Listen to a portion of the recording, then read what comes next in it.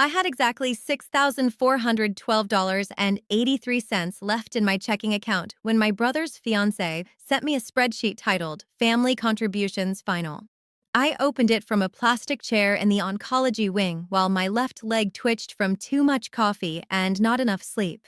At the bottom of the sheet, highlighted in pale gold, was my name, Elena Cross $38, 500 due by Friday, wire preferred.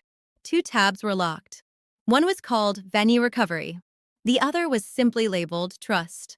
My mother had already taken my house key that morning for safekeeping, and my brother had just texted, "If you miss this, you lose everything." I remember staring at the hospital vending machine like it had personally offended me. Then I found the envelope tucked under my aunt's blanket with a notarized affidavit inside and a name I hadn't heard in 9 years. Let me take you back. My name is Elena Cross. I was 36, a commercial real estate attorney in Charleston, South Carolina, and the kind of woman people described as composed because tired sounded impolite. My flaw, if I'm honest, was that I mistook endurance for love. If I could carry enough weight quietly enough, I believed the people around me would eventually treat me like I belonged to them in the warm way, not the useful way. Friday mattered because Monday was the final hearing in a probate dispute tied to my Aunt Ruth's estate. If I missed that hearing, I lost standing to challenge the amended trust my mother had produced 3 weeks after Ruth's cancer diagnosis. If I wired the $38,500, I lost the retainer I'd scraped together for the forensic accountant and the litigator I'd hired in secret. Either way, someone had calculated that I would run out of money before I ran out of guilt. The text from my brother came at 6:14 p.m. If you miss this, you lose everything. He meant the wedding deposit. I read it again and knew he also meant the house. Because 3 months earlier, when Aunt Ruth's chemo failed and hospice moved into her waterfront home on Sullivan's Island, my mother had said, very calmly, "You'll move in with her. You work remotely half the week. Marcus and Vanessa need to focus on the wedding." Family shows up. Family. That word had always come with an invoice. When I was 16, Marcus got a used Jeep for his birthday because boys need independence. On my 16th birthday, I got a leather planner and a list of deadlines for college scholarships. My mother, Lillian Cross, said, "You're the reliable one. Reliable girls don't need rewards. They need direction." When I was 28 and made partner track at my firm, Marcus called asking for $9,200 to settle a tax lien from his failed landscaping company. My mother stood in my kitchen while I transferred it and said, "He has a child's heart, Elena. You can't let the state humiliate your brother." The next month, I found out he'd used half of it on a fishing trip to the Keys and a custom watch. When I confronted him, he smiled like we were both in on a harmless joke. "Money comes easier to you," he said. "Why make it emotional?" That was Marcus's gift. He could turn theft into a compliment. Vanessa, his fiancée, was more strategic. She wore softness like a silk glove over a fist. Event planner. Former sorority president. Teeth so white they looked contractual. 6 weeks after Ruth got sick, Vanessa brought a binder to the house and set it on the kitchen counter beside Ruth's medication chart. "Just so everyone feels included," she said. Inside was the wedding budget. Venue rental, $54,000. Floral ceiling installation, $18,000. Custom string quartet arrangements, $6,400. Guest welcome boxes, $4,800. "Why am I looking at this?" I asked. My mother answered for her. "Because your aunt always said she wanted to see Marcus settled. Since that may not happen, the least we can do is honor her spirit." Ruth was still alive when she said that. She was in the next room, asleep in a recliner, her oxygen machine humming against the baseboards. I put the binder down. Then I waited. That was the pattern in that house. Ruth fading by inches. My mother organizing casseroles for the church women and speaking in the low, steady tone people mistake for virtue. Marcus dropping by only when a witness could later say he had been there. Vanessa measuring rooms with her phone app and asking if Ruth's silver could be repurposed for the rehearsal dinner. And me doing everything unphotogenic. Medication logs. Insurance calls. Night sweats. Soiled sheets. Morphine timing. The cracked lip balm. The cold washcloth at 2 a.m. The legal paperwork Ruth was too exhausted to read line by line. That was where the trust first appeared. Aunt Ruth had no children. My father's older sister. Sharp-minded, careful, old Charleston money, but not flashy. She owned the Sullivan's Island house free and clear, a portfolio of municipal bonds, and a 40% interest in a marina services LLC her late husband had built before he died. Years earlier, she had told me, "I'm leaving the house to the person who understands what maintenance means, and that isn't your brother." She said it dryly, with tea in one hand and a highlighter in the other. So when my mother presented an amended trust naming herself trustee and Marcus primary beneficiary for family continuity, I felt something in me go still. "Ruth asked for this?" I said. "She initialed every page," my mother replied. Ruth was on fentanyl patches by then. She could still recognize me, still ask for lemon ice, still tell the hospice nurse where she wanted her blue cardigan. But she was drifting. Her signature had become shaky. Her attention came and went in fragments. I asked to see the original trust. My mother folded the amended copy closed. "There is no need to make this ugly." That sentence, in my experience, means it is already ugly. I knew enough to know I needed proof before accusation. I also knew enough family law adjacent disaster to recognize the smell of undue influence. But I did something stupid. I hesitated. Because Ruth was dying. Because Marcus had started bringing his daughter over, all ringlets and sticky fingers, and the innocent angle worked exactly as intended. "Don't drag Harper into legal nastiness," my mother said one evening while I crushed pills into applesauce in the kitchen. "She's losing her great-aunt and deserves one joyful memory this year." Joyful memory meant a tented wedding on land they expected to pay for with assets not yet theirs. The mystery object arrived on a Tuesday during a thunderstorm. Charleston kind of storm, low sky, sideways rain, the kind that turns porches into percussion instruments.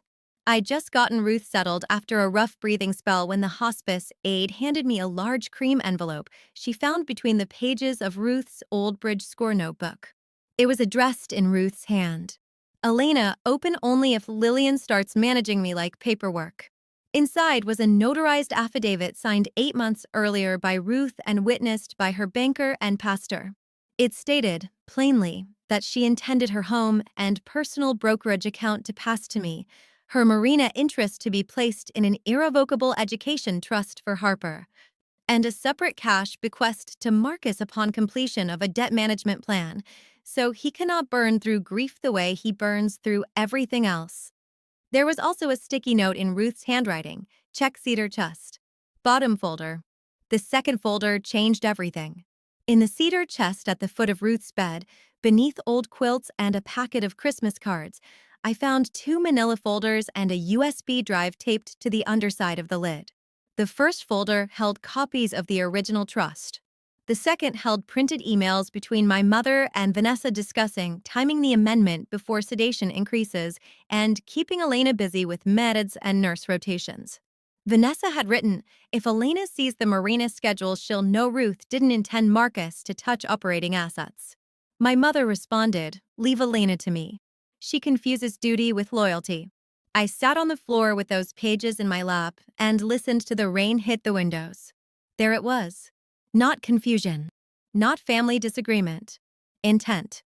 The USB drive contained scans of signature pages, metadata logs from Ruth's home printer, and security footage from the study camera Ruth had installed after a contractor dispute years earlier. She forgot it existed. My mother clearly had too. I didn't watch the footage that night. I already knew enough to understand I was standing in the middle of fraud. But when I did watch it the next morning, the image was worse because it was quiet. Ruth in her wheelchair, robe slipping off one shoulder, exhausted. Vanessa placing tabs on a document and saying, "Just initial where your sister-in-law marked." My mother saying, "This is simply to streamline things so Elena isn't burdened." Ruth asking, "Is this the school trust?" My mother answering, "Yes." It was not the school trust. The metadata on the scanned pages later showed the amendment had been drafted on Vanessa's laptop, exported at 11:42 p.m., and printed from Ruth's study printer the next morning. The signature pages had been reordered after signing. I called the one person I knew my mother still hated by name. Graham Bell. Not the inventor. Unfortunately, Graham was the litigation partner I had dated for 4 years and left because he wanted marriage and I wanted one more year to rescue my family from itself. He had since become the sort of attorney who spoke softly and made other lawyers check their malpractice coverage. He answered on the second ring. Elena, I need a probate litigator, I said. You found one. I also need you not to make this personal. A pause. That sounds promising. I told him enough to get him to Charleston by morning. He arrived with a canvas trial bag, 2 legal pads, and the expression of a man trying not to say I told you so in 7 different tenses. We sat in Ruth's screened porch while cicadas scraped the dusk apart, and he read the affidavit, the emails, and the trust documents. Finally, he looked up. This isn't a family misunderstanding. I'm aware. This is potential fraud, undue influence, and possibly exploitation of a vulnerable adult. I stared out at the marsh. He said, more gently, Elena, look at me. I did. This isn't revenge. This is justice. I laughed once, without humor. You always knew exactly when to say the line. It needed saying. We moved fast. He filed an emergency petition to preserve assets, subpoenaed printer logs and email accounts, and brought in a forensic accountant named Marisol Vega, who had the unnerving habit of making financial lies sound boring, which made them devastating in court. She traced early vendor deposits for the wedding to an LLC called Lowcountry Harbor Events. At first glance, it looked like Vanessa's event company. It wasn't. Lowcountry Harbor Events was newly formed, manager-managed, with Marcus as operating manager and my mother as silent member through a holding LLC. Several vendor invoices had been paid to entities sharing the same registered agent. Venue recovery wasn't recovery. It was extraction. They had already begun moving anticipated trust funds into wedding-related shell expenses, counting on Ruth's death and my silence to close the gap. The social twist came 2 days later. The venue for the wedding was not just any historic property. It belonged to the Street Alban Preservation Foundation, whose board chair was Thomas Wren, a donor I had represented 3 years earlier in a land use dispute. Thomas also happened to sit on the advisory board of the Marina Services LLC Ruth partly owned. He knew her well. Marisol found that a large, non-refundable deposit had been pledged in Ruth's name, pending estate disbursement, without lawful authority. Thomas needed to know. Graham advised restraint. We give them enough rope, but not enough warning. So I said nothing. Then Ruth died on a Sunday morning just after dawn. I was holding her hand. She woke once around 5, looked directly at me, and whispered, "Don't let your mother turn grief into paperwork." Then, after a pause that took effort, seated her chest. "I found it," I said. Her mouth eased. "Good girl." I hated that those were the last words because they fit too neatly into the role everyone had trained me to play. But I also understood what she meant. She was trusting me with the truth. My mother arrived 40 minutes later in a navy dress she kept for serious public occasions. Marcus came after her, smelling faintly of cologne and truck leather. Vanessa cried immediately, elegantly, with no redness in her eyes. Harper clung to a stuffed rabbit and asked whether Aunt Ruth was in heaven with boats. That was the hardest part. Children make villains look temporary. The funeral was set for Thursday. The wedding, unbelievably, remained scheduled for the following Saturday.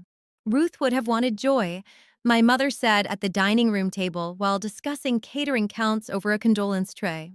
We can't suspend life every time there's loss. Every time. As if this were a scheduling conflict, not a death. By then, Graham had the petition on file, the hearing set for Monday, and enough to seek a temporary asset freeze if the judge believed dissipation was imminent. We just needed one more clean piece, proof they knew the amendment was false when they started using it to obligate funds. That came from the innocent angle no one expected. Harper's iPod. I was at Marcus's house picking up a black dress I'd left there months ago when Harper ran into the den and said, "Daddy, your wedding movie is still on my tablet." Marcus went rigid. After he distracted her with popsicles, I asked lightly, "Wedding movie?" He said, venue drone footage. But when he turned to answer the door, Harper shoved the tablet at me. Look, Aunt Elena. Grandma says this is the part where papers fix everything. It was a behind-the-scenes video Vanessa's assistant had compiled for social media teasers. Mostly flower mock-ups, dress fittings, champagne pours. But one clip, 6 seconds long, showed Vanessa laughing into the camera in Ruth's study, while my mother behind her held up a signed document and said, "There. Now the house pays for itself." I emailed the clip to myself before Marcus turned back around. He saw the tablet in my hand. "What are you doing?" I handed it back. "Nothing." His smile flattened. "Good." That night, Graham watched the clip twice and said, "Well, that's refreshingly stupid." The villain escalation started the next morning. My mother cornered me in the pantry between canned tomatoes and condolence casseroles. "I hear you've been talking to lawyers." "I am a lawyer." "Don't be cute." Her face stayed smooth, but her voice dropped. "If you embarrass this family before the funeral, I will tell everyone at St. Alban that you preyed on a dying woman to steal from your own niece. Through an education trust? She doesn't need a trust. She has parents." Marcus stepped in behind her. "And you have a choice. Wire the contribution by Friday, sign the beneficiary acknowledgement, and this stays private. Fight us, and I change the locks on the townhouse. Mom co-signed that mortgage bridge when your deal fell through in 2021. Don't forget whose name still has leverage." There it was. My flaw circling back. 2 years earlier, when a closing delay nearly cost me a home purchase, my mother had briefly guaranteed a bridge note for 10 days. She had dined out on that gesture ever since, using it like a can opener for control. I should have untangled it sooner. Instead, I had let gratitude become collateral. I put the phone face down. Then I waited. Friday arrived with 93-degree heat and a sky the color of dirty silver. The rehearsal dinner was at St. Albans Carriage House, all candles and polished wood, and donor families who considered themselves discreet because they gossiped in Kashmir. I went because public set pieces are not the time to hide. Graham came too, not as my date, not exactly, but as counsel in a navy suit that made people assume he belonged wherever he stood. Marisol joined us later, carrying a slim folder. Thomas Wren was already there, speaking to a pastor near the bar. Vanessa saw me first. Her smile tightened by a millimeter. "Elena, I was beginning to think grief had made you antisocial. I'm still capable of showing up." Marcus glanced behind me. "Why is Graham here?" "Because I invited him." My mother approached with the speed of a controlled burn. "We are not doing this tonight." "We're not doing anything tonight," I said. "Unless someone asks." That line bought me 12 minutes. Then Thomas Wren tapped a glass for a welcome toast and thanked the Cross family for entrusting St. Albans with a celebration partly made possible by the legacy of dear Ruth Hollis. He smiled toward my mother. "Lillian, Ruth would be touched." My mother lifted her chin with practiced sorrow. And that was when I walked over. "Thomas," I said, loud enough for the first ring of listeners, "before you continue, you should know Ruth's estate is under active dispute and representations made in her name were unauthorized." Silence moved across the room the way weather moves over water. Vanessa recovered first. "Elena, not now." Thomas looked between us. "Unauthorized." My mother stepped in. "My daughter is exhausted and emotional." Graham, from just behind my shoulder, said, "Actually, Mr. Wren, we filed this morning's supplemental notice with the probate court and served copies on council. You may want to review before further accepting estate-backed funds." He handed Thomas a slim packet. Small reveal. Vanessa's face changed. Marcus laughed too quickly. "This is a misunderstanding about bookkeeping." Marisol opened her folder. "Then you won't mind explaining why Low Country Harbor Events billed Street Alban through 3 affiliated vendors tied to the same registered agent, or why the deposit authorization cites estate assets not yet lawfully distributed." Bigger reveal. People were no longer pretending not to listen. The pastor took one quiet step back. Thomas looked at the paperwork, then at my mother. "Lillian, did Ruth authorize this?" "Yes," she said. I took out my phone and pressed play. The 6-second clip filled the sudden hush. Vanessa on camera, smiling. My mother in the background holding the signed document and saying there, Now the house pays for itself. Nuclear. No one moved for a full beat. Then Thomas said, very carefully, I think this dinner is over. Vanessa reached for my arm. You stole that. I stepped back. Your assistant filmed it. Marcus started toward me, but two men from the foundation board intercepted him with the soft, humiliating pressure of public restraint. Not force. Just social gravity. The worst kind. My mother tried one last line. Thomas, surely we can discuss this privately.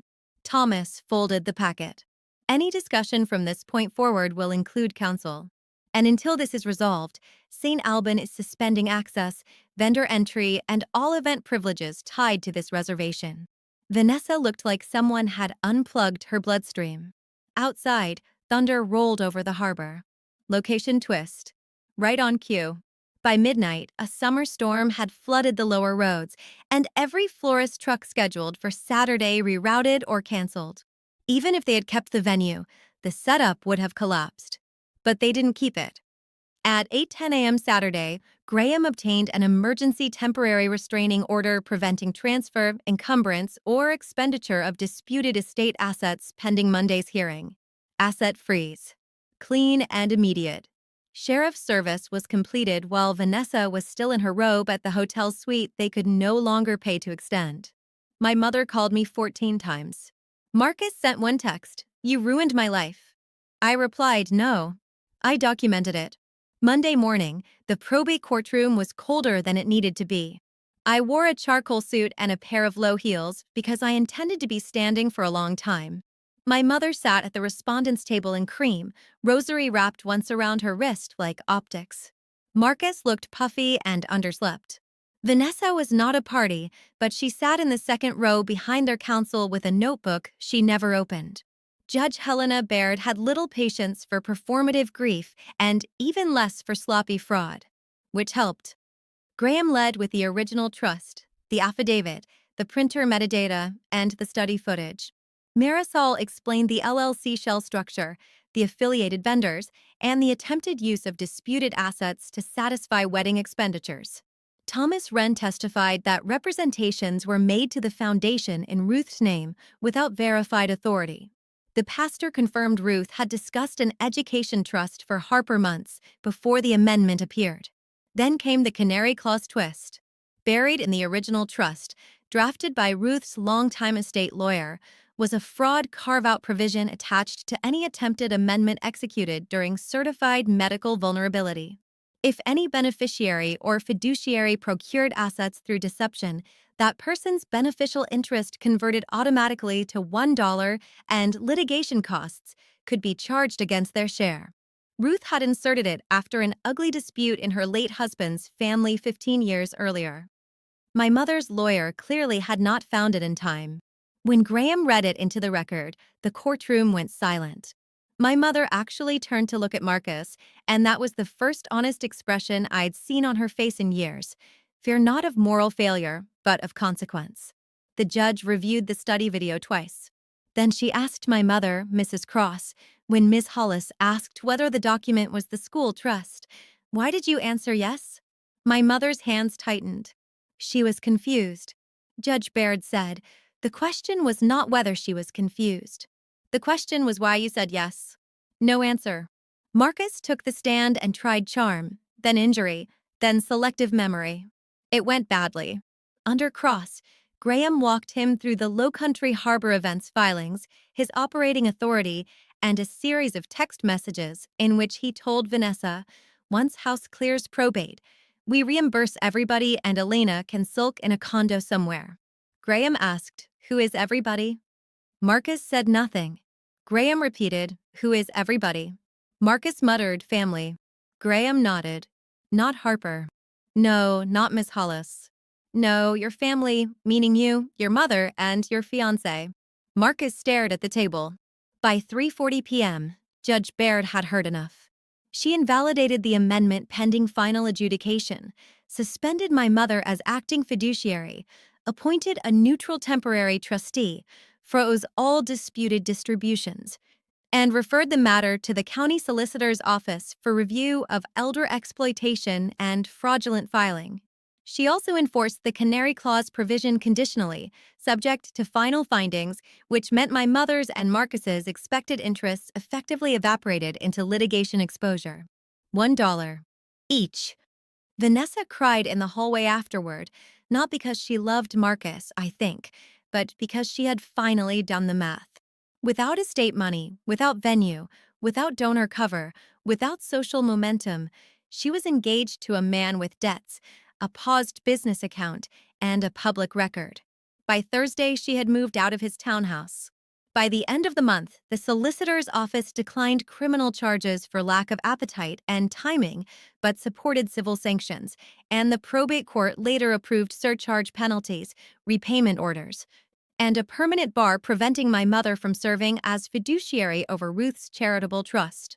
Marcus settled before final trial terms got uglier. He signed a confession of judgment tied to the diverted vendor funds and agreed to supervised repayment from the sale of non-exempt business equipment. Asset freeze became asset liquidation. Justice, as promised, was order. The emotional part took longer. My mother left me a voicemail 3 weeks after the hearing. "Elena, I hope whatever satisfaction you wanted was worth humiliating us. Families survive by covering for one another." I listened to it once in my parked car outside the office. Then I deleted it. I did not block her immediately. That would have been cleaner. But healing, for me, was less elegant. I let a few messages through until I understood the pattern had not changed. Regret was never about the act. It was always about the loss of access. So I changed the locks she had once threatened me with. I refinanced the townhouse out of every remaining entanglement. I set up the education trust for Harper exactly as Ruth intended, with the professional trustee and disbursement rules so tight even I found them unromantic. I wrote a private letter for Harper to receive at 18 explaining that none of this was her fault. Marcus sent one email asking whether the trust could cover enrichment opportunities in Cabo.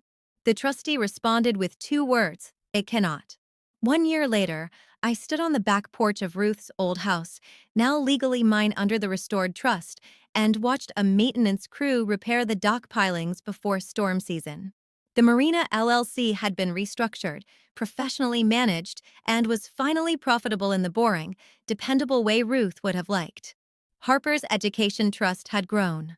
My practice had narrowed from corporate fights I didn't care about into fiduciary litigation and elder financial abuse cases, which turned out to fit me better than my old life ever had.